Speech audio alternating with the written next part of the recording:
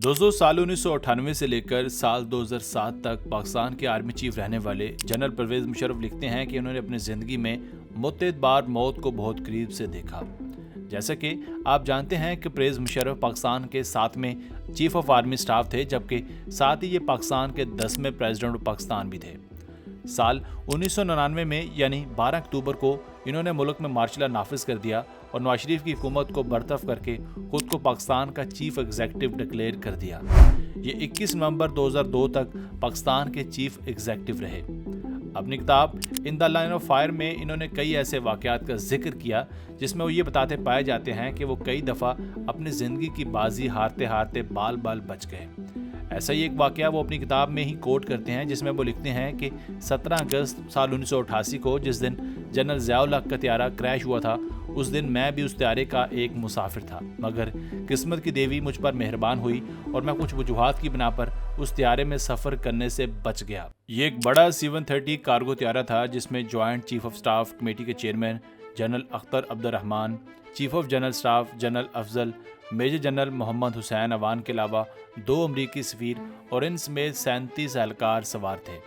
इसी रोज़ जनरल ज़िया-उल हक बहावलपुर के नज़दीक एक मकाम पर अल खालिद टैंक की कारकर्दगी देखने के लिए सरकारी दौरे पर गए थे।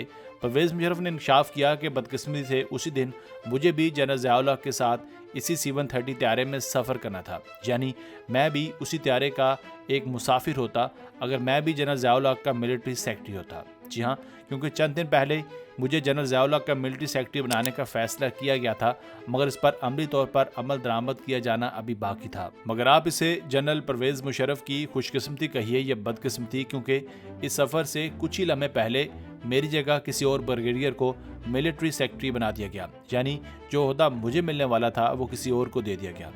इस फैसले की वजह से उस दिन जनरल ज़िया-उल हक के साथ उस त्यारे का यानी C-130 का मुसाफिर बनते बनते रह गया और मैं जनरल ज़िया-उल हक के साथ वो सफ़र ना कर सका, जिस वजह से आज मैं ज़िंदा हूँ। लेकिन मेरी जगह वो बदकिस्मत ब्रिगेडियर उस दिन जान की बाजी हार गया जिसे जनरल ज़िया-उल हक ने मिलिट्री सेक्रेटरी डिक्लेयर किया था। जनरल परवेज मुशर्रफ अपनी किताब in the line of fire में मुतअद्दिद बार इस बात को मेंशन करते पाए जाते हैं कि मैं अपने मिलिट्री कैरियर में 1 से ज़ायद बार मौत को अपने पास से देख चुका हूँ, मगर हर बार किस्मत की देवी मुझ पर मेहरबान रही और मैं बाल बाल बचता रहा।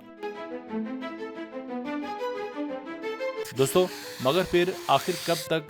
आखिर 5 फरवरी 2023 को मुशर्रफ 79 साल की उम्र में एमिलोइडोसिस नामी एक बीमारी की वजह से इस जहान फ़ानी से कूच कर गए। वो इस मर्ज़ की वजह से 1 साल तक हॉस्पिटल में काबिल इलाज रहे और बिस्तरे मर्ग पर पड़े रहे। 6 फरवरी 2023 को इनकी बॉडी दुबई से कराची लाई गई और 7 फरवरी को इनकी आखिरी रसूमात अदा कर दी गईं और इन्हें पूरे मिलिट्री एजाज़ के साथ दफन कर दिया गया।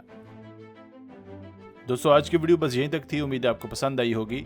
अगर आप मज़ीद ऐसी वीडियोस देखना चाहते हैं तो हमारे चैनल को अभी सब्सक्राइब कर लीजिए और अपनी राय का इजहार कमेंट सेक्शन में लाजमी कीजिए। मिलते हैं एक नई वीडियो के साथ। अपना बहुत सारा ख्याल रखिएगा। अल्लाह ने के बाद।